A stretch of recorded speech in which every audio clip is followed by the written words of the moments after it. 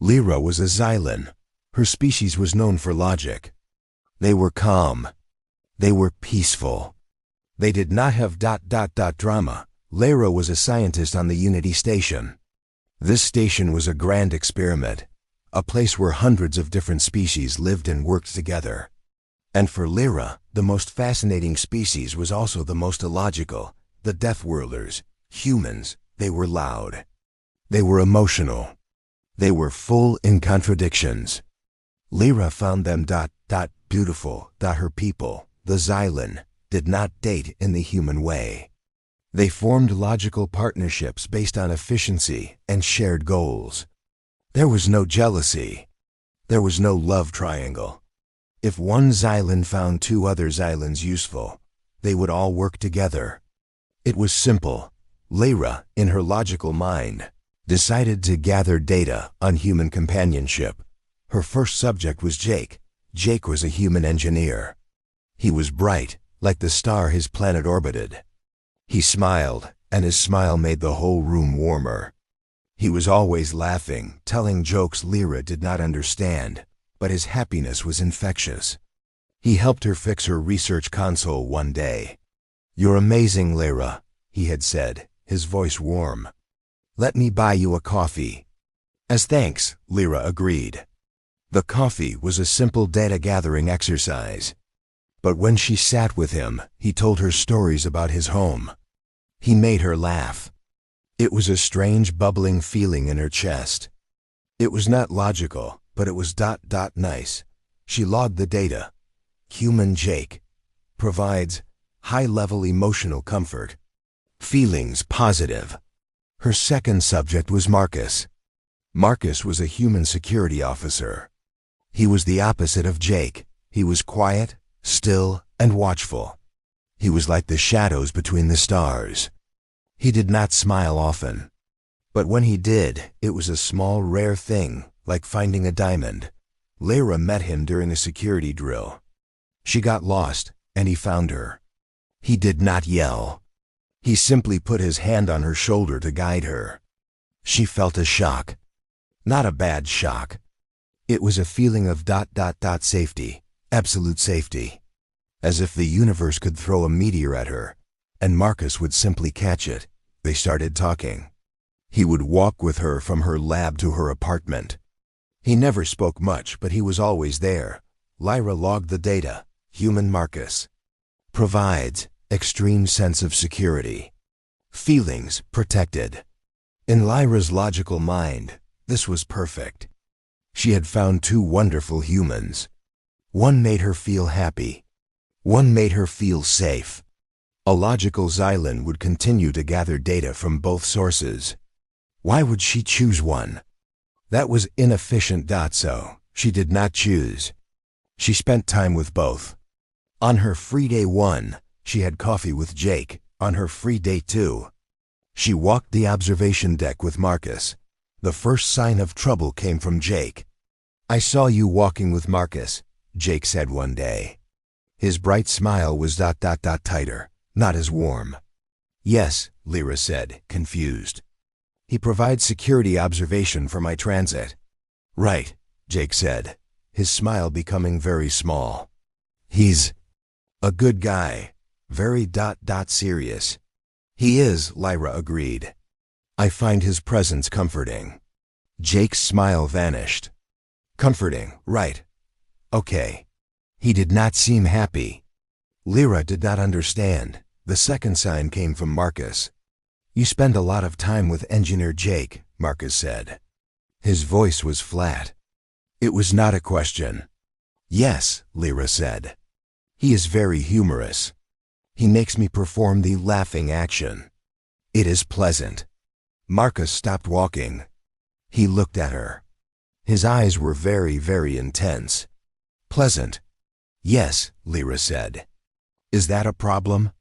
"No," Marcus said, but his jaw was tight.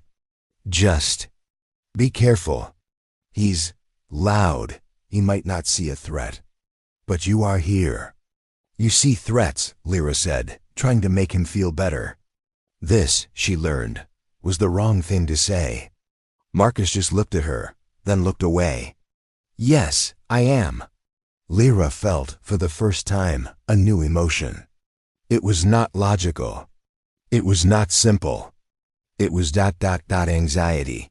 She felt like she was walking on a very thin line. She decided to fix it. The human way. She would bring them together. She would show them that they could all be efficient partners. This was her first great mistake. She invited them both to the station's recreation room at the same time. She did not tell them the other was coming. Jake arrived first, holding a small, colorful plant. I got this for you, he said, smiling. It's a calancho. It's tough, but it's bright. Like you. Lyra felt her chest do the warm, bubbling thing. Thank you, Jake. That is ... The door opened. Marcus walked in. He saw Jake. He saw the plant in Lyra's hand. He stopped. Jake's smile did not just get tight. It disappeared. It was like a sun turning off. Marcus, Jake said. His voice was not warm. It was ice. Jake, Marcus said. His voice was not calm. It was a stone. Lyra looked between them. The air in the room was suddenly thick. It was hard to breathe. Wonderful. You are both here. I wanted to discuss a new efficiency protocol for... What is he doing here, Lyra? Jake asked. He did not look at Lyra. He was staring at Marcus. He is here for the same reason you are, Marcus said. His hand was resting near his side, where he kept his security tool. He is here to see Lyra. No, Jake said, taking a step forward. He put himself between Marcus and Lyra. You are not seeing her. You are watching her. Like a guard. That's not what she needs. And you? Marcus said, his voice dropping. You think she is a joke? A toy? Something to laugh with? She is a scientist. She is important. She needs protection, not a clown. A clown? Jake said, and Lyra was shocked to see his fists were tight. I'm the one who makes her happy. You just make her paranoid. I keep her safe. Marcus shouted. It was the first time Lyra ever heard him raise his voice. It was in that second that Lyra regretted everything. She was standing between two Deathworlders. Two apex predators. One was a sun that was now burning with a cold fire. One was a shadow that was now ready to fight. This was not a partnership. This was not efficient. This was a territorial dispute. And Lyra, the logical scientist, was the territory. She tried to speak. Please, stop. You are humans. You are friends. We are not friends, Jake and Marcus said at the exact same time, and they both looked at her. Their eyes were not the eyes of the men she knew. They were the eyes of Deathworlders, possessive and dangerous. Jake's eyes said, choose me. Marcus's eyes said, mine to protect. Lyra finally understood. She had not tried to date two Deathworlders. She had tried to hold two different fires in her hands. And now, she was just beginning to burn. Lyra was frozen. Her logical Xylin mind, which could solve complex astrophysics equations, had no solution for this. Two apex predators were in a territorial fight, and she was the prize. I must go, Lyra finally said, her voice small. I have ... data. To file. It was a weak, illogical excuse. She tried to step around Jake. Jake moved, blocking her path. He was not aggressive, but he was firm. He was still smiling, but his smile was not for her. It was a baring of teeth at Marcus. I'll walk you back, Lyra. It's not safe with ... him ... around. She is safer with me than she will ever be with you, Marcus said. His voice was dangerously low. He took a step, placing himself on her other side. Lyra was now physically trapped between them. The warmth from Jake felt like a furnace. The cool shadow from Marcus felt like a block of ice. Stop, Lyra whispered. You are both. You are making me illogical. The door to the recreation room slid open. A group of Lyra's colleagues, two tall, plant-like luminites, floated in. They stopped, their glowing petals shrinking in fear. They saw the scene. They saw the two humans, one bright with anger, one dark with it. And the small Xylin trapped in the middle. The luminites turned and floated out. Much faster than they had come in. The interruption broke the spell. Jake looked at the open door, his anger momentarily broken by embarrassment. He was a nice guy. This was not nice. Marcus used the opening. She said, "Stop. You are hurting her," he said to Jake. Jake looked at Lyra's face. He saw her fear. His own expression changed from anger to shame. He stepped back, his fists unclenching. "Lyra, I'm sorry." He turned and left the room. He did not walk. He stomped. The door slid shut behind him. Lyra was left alone with Marcus. She was shaking. "He is too emotional," Marcus stated, his voice returning to its flat, calm tone. "He is not stable. You should not be around him." Lyra looked up at him. She expected to feel safe. She did not. "And you, Marcus? Are you stable?" Marcus just looked at her. "I am always here. I will be outside your lab tomorrow." He then turned and left, a silent shadow. Lyra finally regretted it. She immediately regretted it. She ran to her apartment and locked the door. She had wanted to gather data. Now she was the experiment, and the experiment was a failure. The next day, the entire station was different. When Lyra walked into her lab, everyone stopped talking. Her luminate colleagues would not meet her eye. Even a giant, 8-foot-tall Grandar warrior, who she sometimes shared an elevator with, looked at her with pity. "Honorable Lyra," the Grandar's translator said, his voice a deep rumble. "I have heard you are being courted by two Deathworlders." "It is a misunderstanding," Lyra said quickly. "Indeed," the Grandar said. "My species has a saying.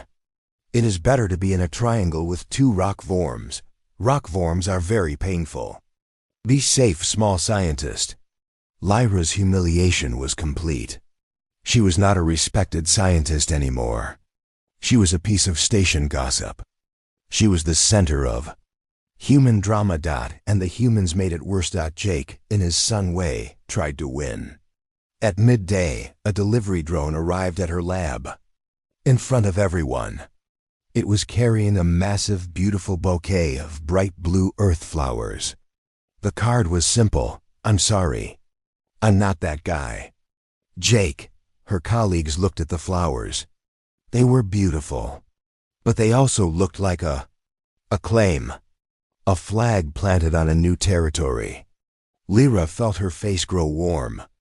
It was a Xylin stress reaction. Then there was Marcus. Marcus did not send flowers. He, in his shadow way, just appeared. When she left her lab for lunch, he was there. Standing at the end of the hall. He was not looking at her. He was watching everyone else who looked at her. When she sat in the cafeteria, he sat at a table nearby. He did not eat. He just drank water. And watched. It was terrifying. Her comfort had become public pressure. Her security had become a prison. She could not work. She could not think. She was trapped. Jake's warmth was now a spotlight. Marcus's safety was now a cage. She tried to log her feelings. Subject feels hunted. Subject feels owned. This is illogical. This is human. That night, she decided. She had to end this. She could not live this way. She would not go to her lab. She would not see Jake's flowers. She would not see Marcus's shadow. She stayed in her apartment. She was working on a message to Station Command, requesting a transfer. A chime rang at her door. She froze. She did not answer. The chime rang again. Then, a voice. It was Jake. "Lyra, please, open the door. I just want to talk. I see his shadow. Is he in there with you? Before Lyra could move, a new voice was at the door. Marcus. She is not seeing anyone. Go away, engineer. You are bothering her. You don't know that. Jake's voice was loud. You're probably scaring her. You're a stalker. And you are a child. Marcus's voice was cold. You throw your emotions around like toys. You will get her hurt. I would never hurt her. You are hurting her now. Lyra backed away from the door. She could hear them. They were outside her apartment. They were arguing about her. Like she was a thing. Then there was a new sound. A loud thud. It was the sound of a Deathworlder fist hitting the metal wall next to her door. Lyra's logical mind finally, completely broke. She was a Xylin. Her people did not scream. Lyra screamed. Lyra's scream was not loud. It was a high, thin sound of pure system failure. It cut through the anger like a sharp piece of glass. Outside the door, the noise stopped. The thud had been Marcus's hand catching Jake's fist, just inches from the door panel. The two men were frozen, locked in a test of strength. But when they heard her scream, they both let go instantly. They looked at the door. They looked at each other. For the first time, they were not rivals. They were two men who had just terrified the person they were trying to impress. Lyra, shaking, pressed the button to open her door. She stood in the doorway. She was not crying. Xylins did not cry. But she was visibly vibrating, a sign of extreme distress. Stop, she said. Her voice was flat, empty. Both of you. Just stop. Jake looked like he had been hit. Lyra, I didn't mean ... You are loud, Lyra said, looking at Jake. You are a sun. But your sun does not just warm. It burns. You wanted me to be happy. I am not happy. I am ... stressed. She then turned to Marcus. You are quiet. You are a shadow. But your shadow does not just protect. It chills. You wanted me to be safe. I am not safe. I am ... terrified. I feel like prey. She looked at both of them, two of the most powerful apex predators on the station. And she, the logical scientist, finally gave them her conclusion. Your human emotions are a design flaw. You are illogical. You are possessive. You are ... primitive. This was the greatest insult a Xylin could give. Jake and Marcus did not get angry. They just stood there. Because they knew she was right. They had acted like animals, fighting over territory. They had become the very Deathworlders the galaxy feared. And they had done it to her. You are correct, Marcus said. His voice was quiet. He was the first to bow his head. It was a gesture of defeat. I was out of line. I was not protecting you. I was guarding my ... ego. Jake ran his hands through his hair, his own face full of shame. He's right. I ... I got jealous. Lyra, that's not who I want to be. I saw him as a rival, and I forgot to see you as a person. I am so sorry. Lyra just stared. This was the most illogical thing yet. They had been ready to fight. And now, they were ... apologizing. They were agreeing with her. I will be transferring, Lyra said, her voice still shaking. I cannot ... work. Like this. No, Jake said quickly. Don't. We will go. We'll leave. You shouldn't have to leave your lab because we were idiots. Marcus nodded. It was a sharp, military-like motion. He is correct. We were the problem. We will remove the problem. You will not be bothered again. Marcus looked at Jake. We will report to Captain. For fighting, we ... We'll take a penalty. A new post. Jake nodded. Yeah, we will. And then, they did something Lyra had never seen. Marcus, the shadow, and Jake, the sun. They both bowed. To her, "Our apologies, Scientist Lyra," Marcus said. "We're sorry, Lyra," Jake said. And then, they turned, together, and walked away down the corridor, side by side, in total silence. Lyra closed her door. Her logical mind was in chaos.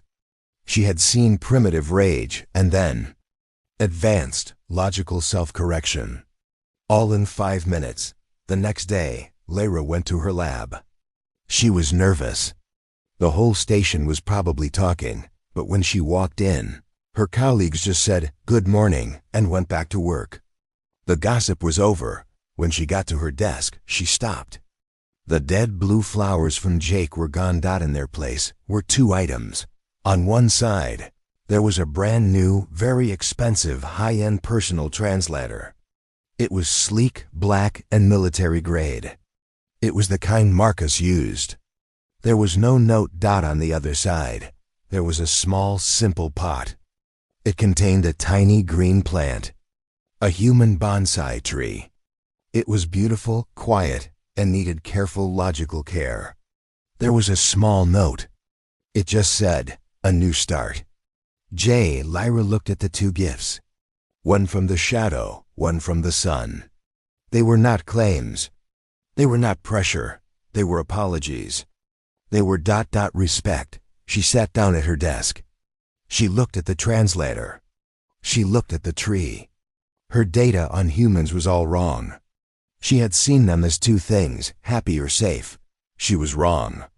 They were complex. They were dangerous. But they were also incredibly human. Lyra opened her log. She deleted her transfer request.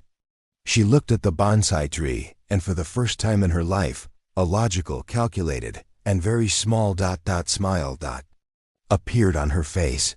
The experiment had not been a failure. It had just been incomplete.